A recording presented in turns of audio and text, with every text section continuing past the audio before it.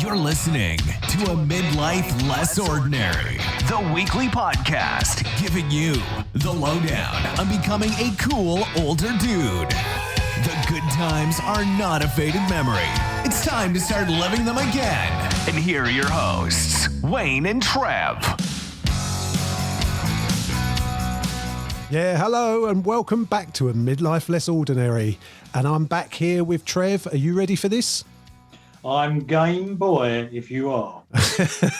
And the reason Trev's saying that is because this episode is called Hands Off My Joystick. Now, that sounds a bit risque, doesn't it, Trev? But it does. But the reference is true, because who has joysticks anymore? This is true. It's control pads, isn't it, more now? Game pads now, not joysticks. Yeah, exactly. So as you can tell, this episode's all about console gaming, what games you should be playing when you're in your kind of midlife. I mean, a lot of them are aimed at our Which ones are good? Yeah, which ones are good? Which ones are worth playing? A bit of the history of games. Aren't they now? Yeah, exactly. Games. You're actually playing a kind of movie now, aren't you, with most of these games? I think sometimes that takes it away from the gameplay. They try to make stuff so epic. And I don't get me wrong, I love playing those kind of games, because you can really immerse yourself into them, because yes, I'm not as good as I used to be. So I don't play online anymore because I just get beaten to a pulp by some kid in Brazil who's about 9. So I don't... Is your pen friend. Yeah, exactly. And to be honest, it's not big or clever with your headphones on and you might slagging kids down halfway across the road, across the world, because you're no good at them.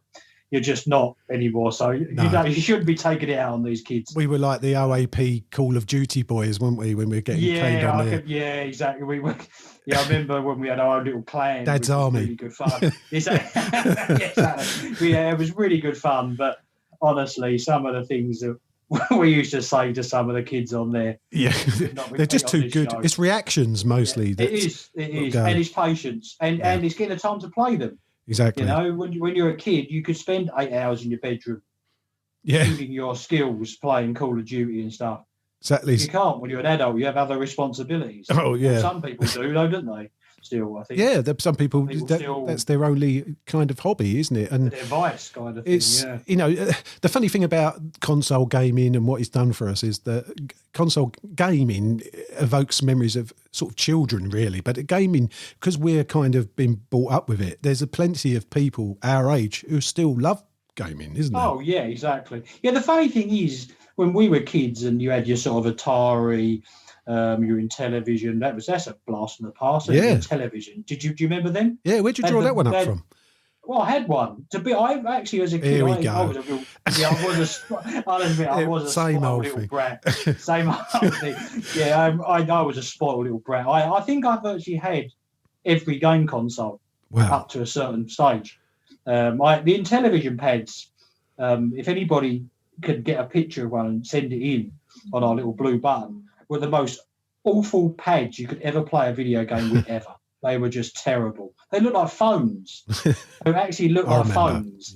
Yeah, they didn't. They were wired, so you had this kind of phone wire, like when the sort of coiled thing, coiled one. They were awful, mate. Absolutely terrible.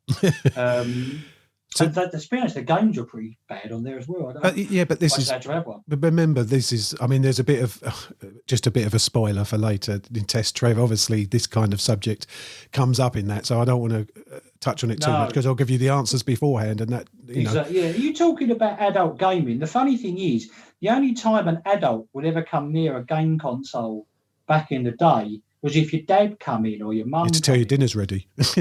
Exactly, yeah. Or and you say, go on, have a go at this. And they go, oh, I'll have a go of it. And they'll hold it upside down or something. Exactly. Oh, come on, Dad, play this.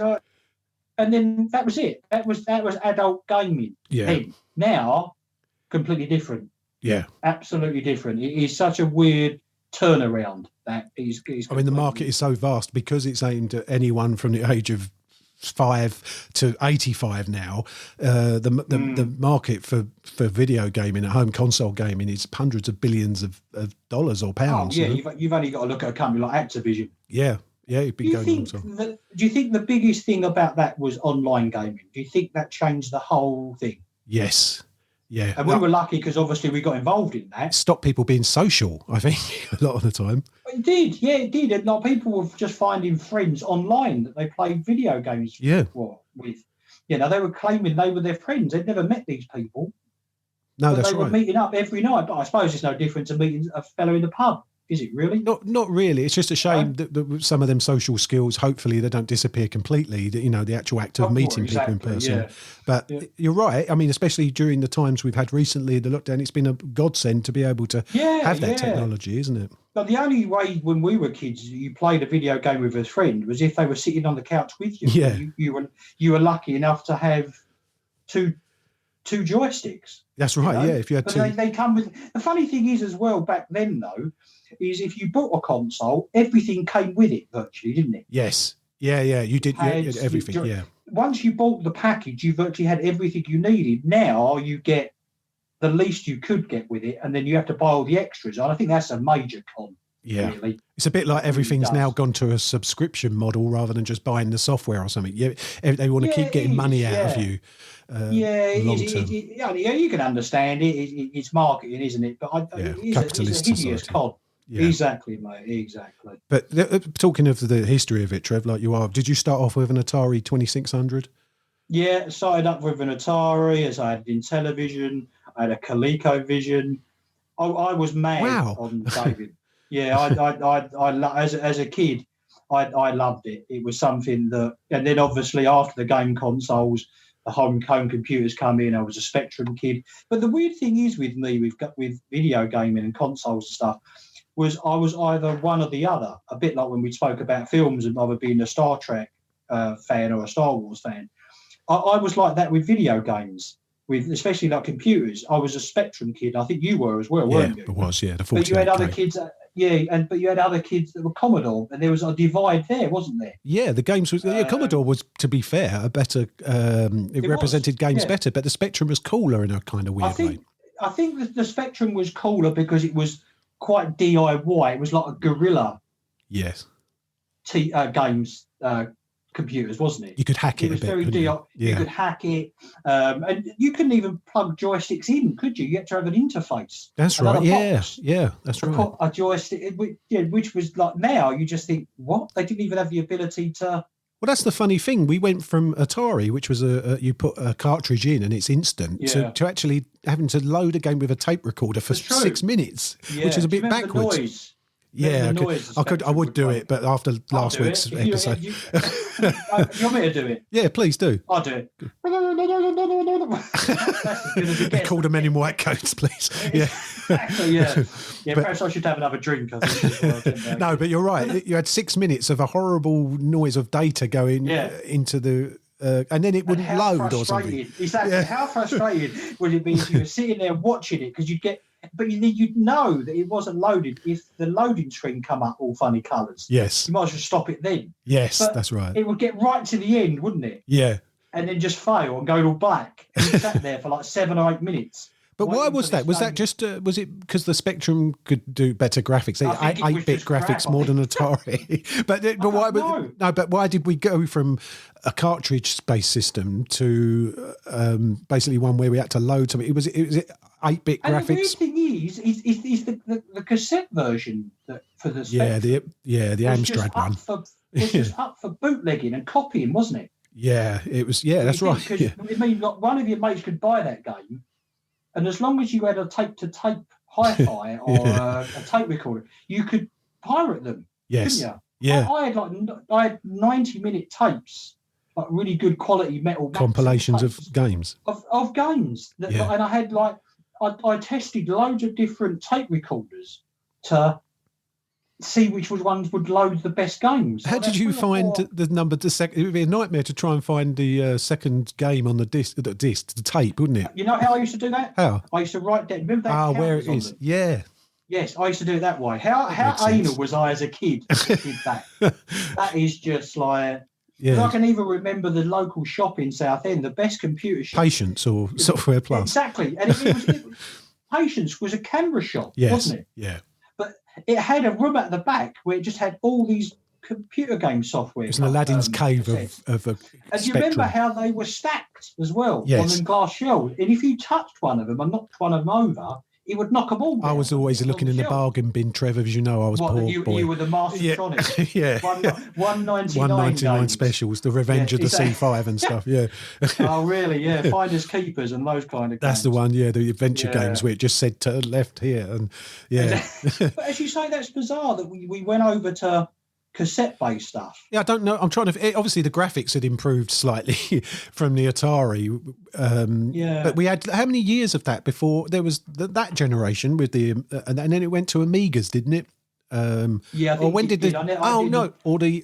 no, it was the SNES. Was it the Nintendo? Yeah, I think it was the Nintendo and the Master Entertainment System.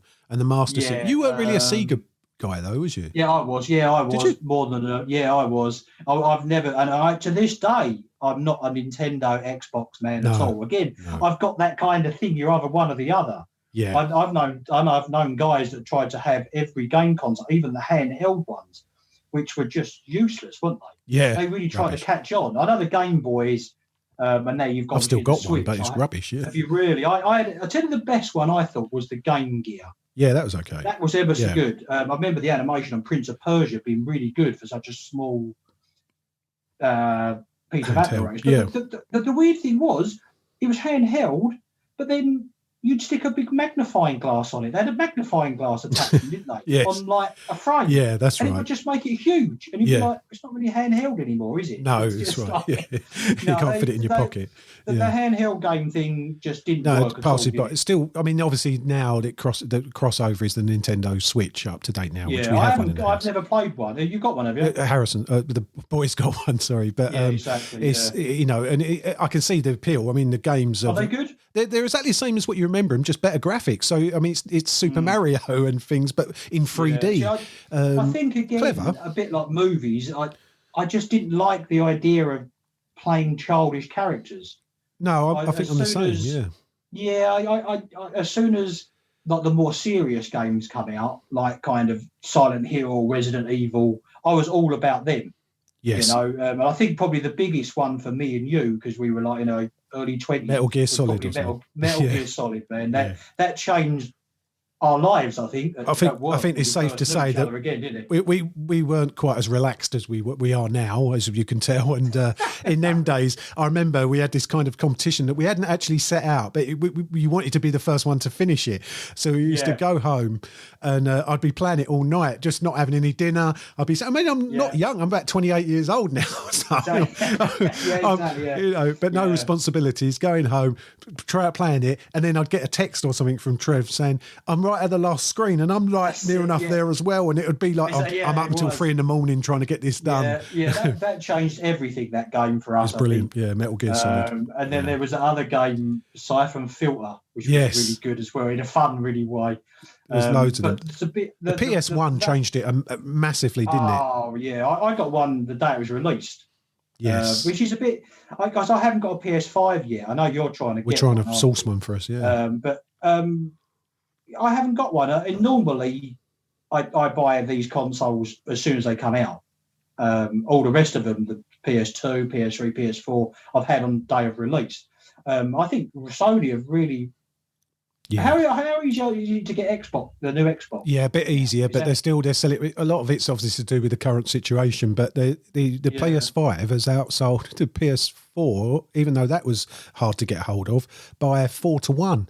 It's really? they've really under. I don't know if they do it on purpose just to create some kind of weird demand. I think so. Yeah, because why didn't they just get enough ready before they know that it was going to be? It just doesn't make sense. I can't make that out because you would sell more of them. Well, there's people the way they look at it is the people that are on the fence will get caught up in the desperation of it and want to buy it. You know, it's caught me, if I'm being honest, because I wasn't that bothered. And then all of a sudden, I saw somebody else buy one. Where'd you get that from? Oh, I got it from here. And then I'm like, I must get one. And I'm tapping away, refreshing pages.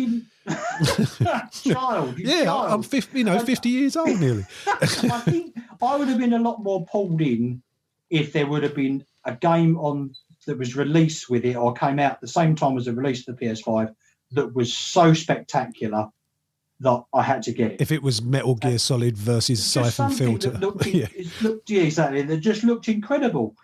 There isn't, to me.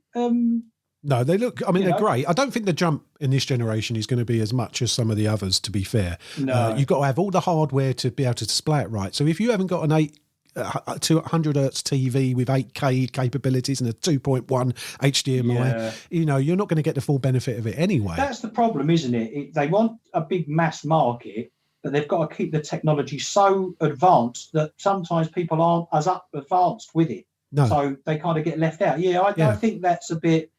but then they're not game consoles anymore. They're home entertainment systems. Yeah, because they've got the Netflixes built in, haven't they? And everything else. Everything. Yeah, exactly. Like a 4K DVD, Blu-ray player, aren't they? But can I make a plea to everyone? Please don't invest. I hope you got enjoying playing your games. Please don't invest in one of these digital-only versions, because what that's doing away with, what they want us to do, is basically stop being able to trade in our games. Because then you buy the game once and you're stuck with it. You're going to just have to delete it. You can't use that to invest in a different game.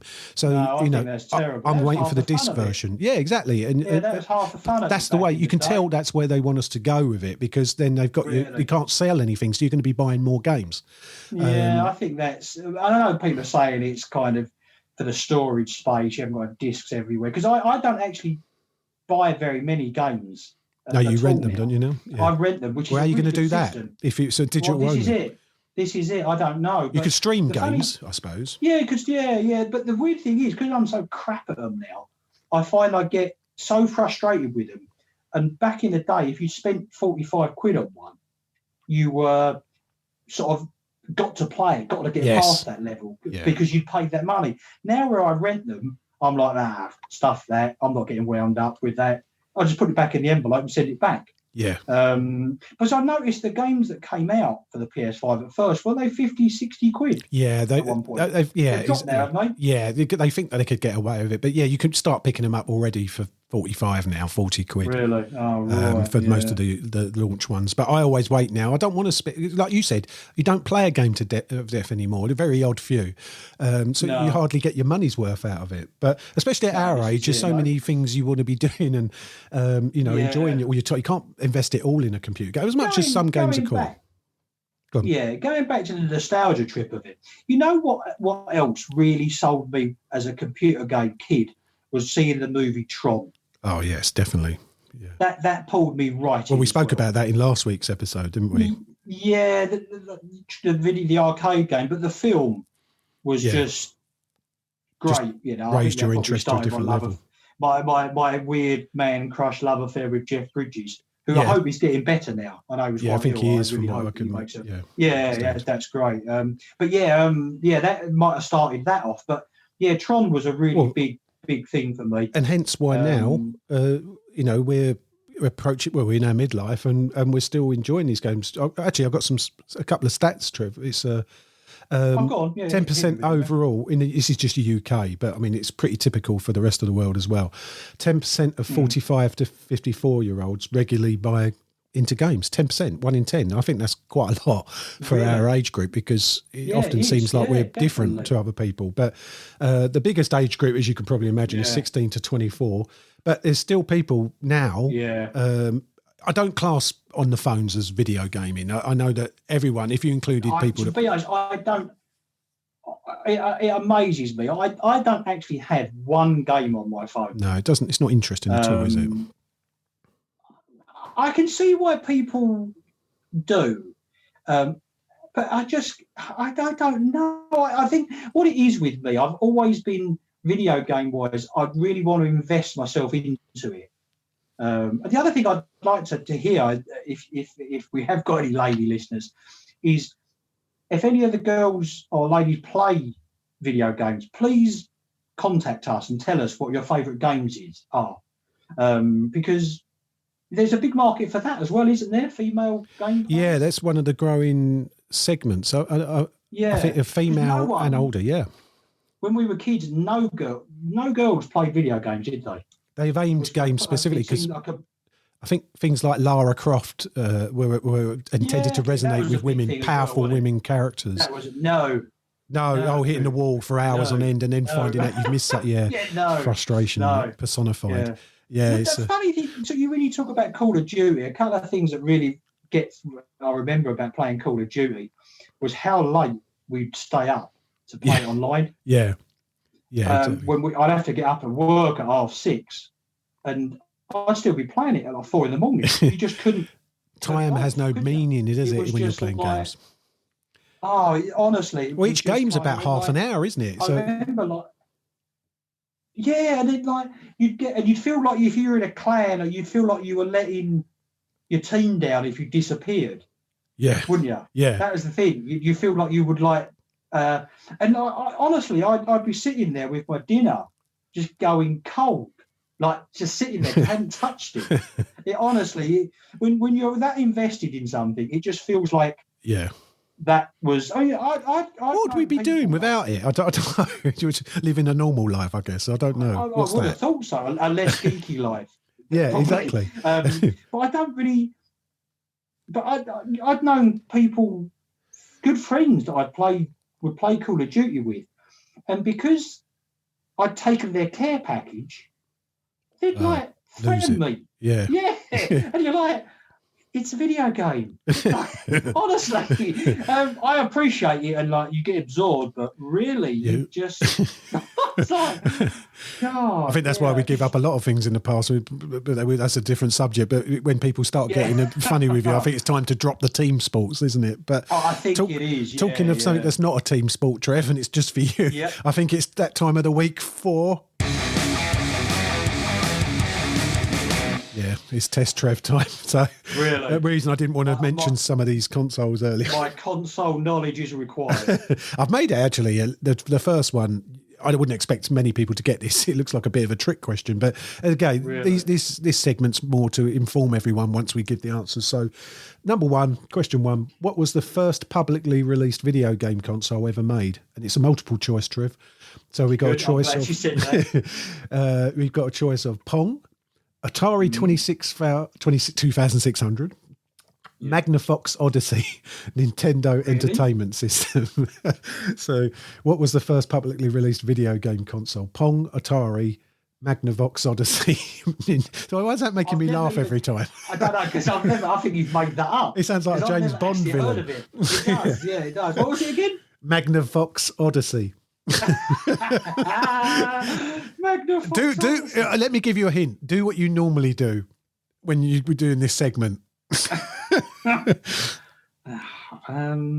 We'll go for C. Oh, yeah, you're going for Magnavox Odyssey, are you? No, I'm not. Yeah, you are. You are going for it. That's probably what. You're going. Yeah, because you always say the one that sounds a bit I've never totally heard weird. of it. I was good. Well, here we go. I hadn't. When I researched this, I thought it was Pong. I was gonna. How big is this machine? I bet the machine's huge. It's called. I looked it up. House. It was released. The Magnavox Odyssey was released in 1972. The system actually came with removable TV screens that you could put on the Magnavox TVs to enhance the graphics. 1972, we were one. So, Really? And we think it was. I thought it was Pong. A lot of documentaries. I did. I've watched a lot of documentaries about video games and stuff like that because I just love the old sort of 70s, the Atari geek team. You get that was Pong, wasn't it? Atari was Pong. Yeah, it was. And you saw the guys. They take a picture of their office where they're all working on these big computers, and they just look like the Doobie Brothers of video games. All got these handlebar moustaches, the Ringer T-shirts, haven't they? And really kind of the sort of shorts I like, really kind of high. And actually, if you want to see what he's referring to, go to. Actually, we'll put it on the website. I think actually. Oh, really? Yeah. If you want, go to our Instagram page, a Midlife Less Ordinary podcast, and you'll see Trev in a very entertaining video. With really kind of highly cut shorts on. Very 80s. Story. That is definitely another story. But the question 2, Trev. So. What system was mistakenly referred to as the first game system and was a home to some of the most popular arcade games like Space Invaders and Asteroids? And your choices are Sega Master System, Atari 5200, Atari 2600 and Intellivision. Now, I think you must get this one right. I knew you'd put 2 Ataris on to catch me because it's definitely one of them. It's a 2600. Yes. Well done. Yeah, I knew you'd get that one, but I knew you'd because if you just said one Atari, I'd have known it straight away. Yeah, exactly. I'm trying to think of the number. I know Space Invaders. I remember playing Space Invaders on it in 1979 the or best whatever Atari game to me ever. And obviously, like everyone... Pitfall, River Raid. So everything was Activision. Anything that was good for the Atari was Activision. Kaboom. Kaboom, that's a popular Kaboom game was now. The one. That was one of the only games I think I ever used a paddle for. Remember paddles? Yeah, paddles. Yeah, they were the kind of circular controllers. Absolutely useless for everything apart from Kaboom. 1977. I didn't realise that there was the Atari 2000. No, 2600. I think Kaboom was 80s, wasn't it? Early 80s. Yeah, Pitfall and Kaboom. Kaboom was a masterstroke of gameplay. Look it up on YouTube. Yeah. It had the most basic present ever. But to say it was addictive and to say it was a challenge was an understatement. Did you ever take a picture, talking of Pitfall, did you ever take a picture of you completing Pitfall with that jump? So you could send it. No, I know that was a thing. Yeah, I remember. I did it. Yeah, I did it. I said it interactive. I probably couldn't afford a camera. There we go. You had like a light and a window. Yeah, exactly. You know, that kind. It's a bit of a theme developing here. Like I was some kind of. Yeah, I think you're just doing it to make people. I know. Feel sorry for you. Don't have a collection for me. Don't send Wayne down the mine in his canary. Yeah, don't do it now. I had a Ducati. Yeah. It's fine. I can afford it. Yeah, look up Kaboom. If you're a video game nerd and you've never. Someone's actually lent me, I know he listens to this, he's lent me as research, he's lent me one of those Raspberry Pis. Do you know what they are, Wayne? Oh, yeah, no, you mentioned it on last week's episode, yeah. He's lent, I've only used it once, and I tell you what, as good as these old games are, they are so frustrating to play. Yeah, much more difficult, yeah. Because they're so unresponsive. We're so spoiled with how responsive video games are now. When you play older ones, but sometimes the emulation isn't quite as good as what they're originally intended to play on a big old CRT TV type screen, not a flat screen and all that. And the emulation can't quite capture that. But still, it's still got that nostalgia feeling, which is always good, especially when you're our age. You know? Oh, exactly. Next question, Trev. Yeah. Question 3. What system could play video games, music, and even use it for education, but did not sell well because of the games and high price? And I knew this one. A, Multi-Game 11, B, Philips CDI, C, Sega CD, or Honda in-car system. Oh, yeah, that's likely, isn't it? But Honda in-car system. Yeah, what the hell is that? Yeah. So let's get rid of that one. Philips CDI, Sega CD, or Multi-Game 11. And it could do video games, music, and even use it for education. And I knew this because I wanted Did you really? Yeah, I knew really? this. I knew the answer to it. Yeah, when I done it. But I haven't got a clue. Which one are you going for? Multi-Game 11, Philips CDI, or Sega CD? We're doing away with the Honda in-car system. Yeah. Which one are you going for? Just say one, Trev. Sega CD.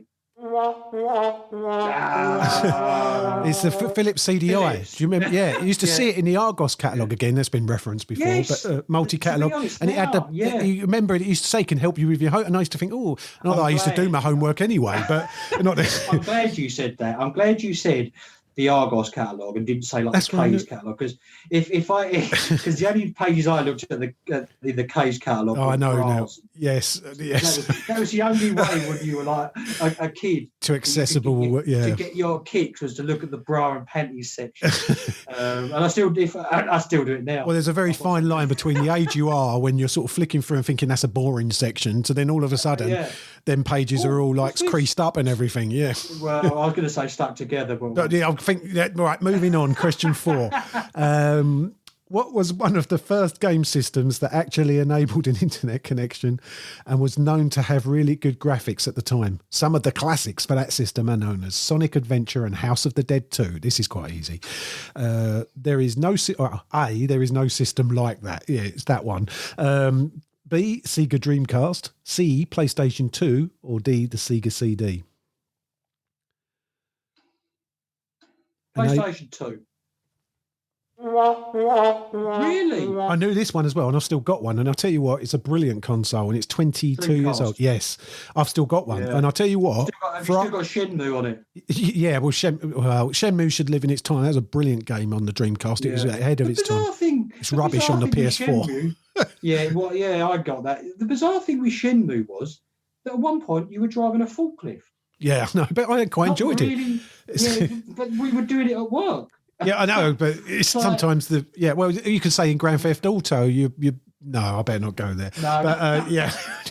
But there's plenty of things you can do there that I wouldn't do in my daily life, But the Sega Dreamcast, if you can find one of them cheap, I'll tell you what, for arcade kind of Crazy Taxi, games like that, great fun to play. It was. Me and the little one would drag it out and we put it on and playing it for hours. Just really good fun. The graphics are ahead of its time. I think they were the Neo Geo of that generation. Yes. The Neo Geo, I remember that being like a mythical console because it was, when we were kids, it was so expensive. Yes. And to me, the only place you could get games was London. Yes. I remember seeing the game boxes in Oxford Street when I went up there with my family, and you'd be like, that's the Neo Geo. That was because it actually looked like graphically like a real arcade machine, didn't it? The Neo Geo. Yeah, I'm trying to find it on the timeline I've got in front of me, like trying to find when that came out. But you had the ColecoVision, Trev, did you? I had the ColecoVision. Oh, so that's at the same time as Atari 5200 and the NES. Yeah, I had Smurf. That was 8-bit, I think, wasn't it? That's right. ColecoVision. I had Smurf. I had Zaxxon on it. I had their third generation. Pole Position. Yeah, Pole Position with the steering wheel. That was a really good system. That really looked like an arcade machine. Yes, that was something else. That really was. I don't remember much about the Atari 5200. Do you? No, I don't really. Because as soon as you say a little bit of trivia, testing you a bit. Do you know what the Atari logo is from? Oh, I'm going to say no because I couldn't describe it, but I did. I know it, but you've put me under pressure, and I'm not. We haven't done Test Wayne before, so I feel Mount Fuji, I believe it is. Yeah, it is. So it's the mountain, isn't it? Yes. Again, that documentary you referenced, I think that describes something to do with that. Yeah, if anybody watched that was really good. I really like those. I can't remember what it's called. We should have really looked that up. But we can put it on the show notes after this. Yeah, that's very good. Yeah. But, The Last of Us, going back to the kind of adventure, The Last of Us and what was the game with the sort of survivor thing with the girl and the boy? The Last of Us? That was Last good. of Us, yeah. I was quite emotional. The new one I found really boring. Yeah, so a lot of people have said that. I don't know. It just moved on in the 7 years. Yeah, just too epic. They just tried too hard. It was just like a slog to play. These games are aimed at people of our age, really, aren't they? The nostalgia you get from playing them, they're not for kids, really. You usually get the kids are playing the FIFAs and the stuff. Yeah. They remember they even had really big actors, didn't they, doing the voiceovers like and Call of Duty, Gary Oldman and Kevin Spacey, and the one out of London's, but Craig Fairbrass as well. Yes, you're in the SAS. Come on. Yeah. You didn't know I could do that. I don't think you'd let your kids near a game console where Kevin Spacey was involved either. No.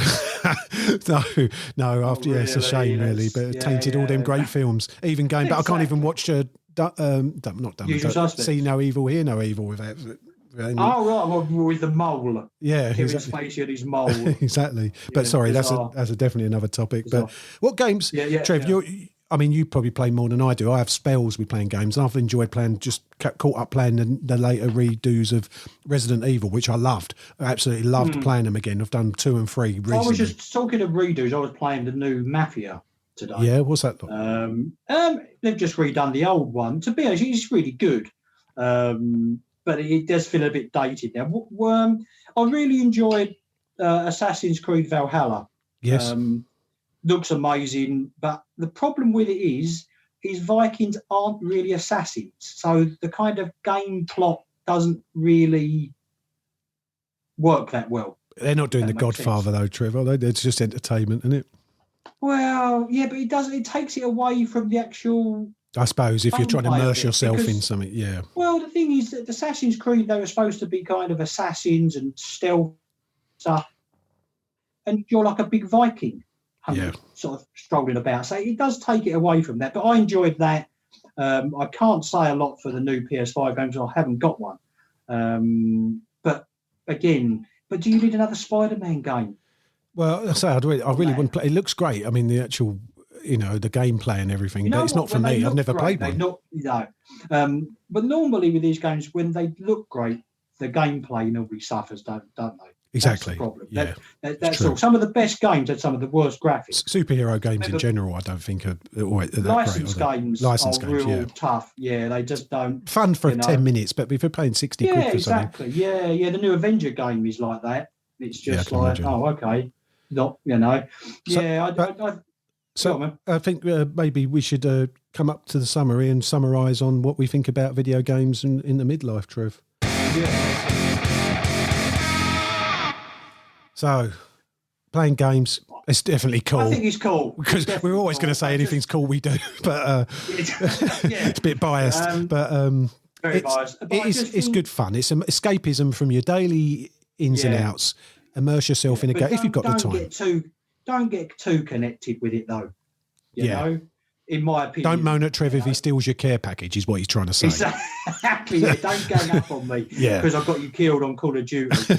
I know that's the thing. Is I think people are, and that's what the companies want. They want you to get that immersed that you've got to buy the new add-on. Yeah, the add-ons are the thing. Yeah, exactly. That's the thing, and it's getting to the point where you can't. I've only played Fortnite once. You probably played it more. I've done it a lot. Yeah, the little one there. Again. But it winds me out. I'd never pay for an add-on. Yeah, but some of these games are going to get to the point where you can't play them properly. No, that's right. They do it on purpose. Yeah, they do. So you cannot get any further. That's right. No, I don't think that's right. The little one always wants to use his pocket money for buying add-ons to games, and I try and teach him that it's not good. Buy another game out of it, But surely I'm old school. The challenge should be you get rewarded for playing it, not for. But then that's marketing. But I think it's definitely cool as long as you don't get too immersed in them. And if you can wear T-shirts to do with it, you can wear an Atari T-shirt. That's cool. Oh yeah, I've got an Atari T-shirt. Oh, I did a good job. I said that. Yeah. But you can get away with that kind of retro cool.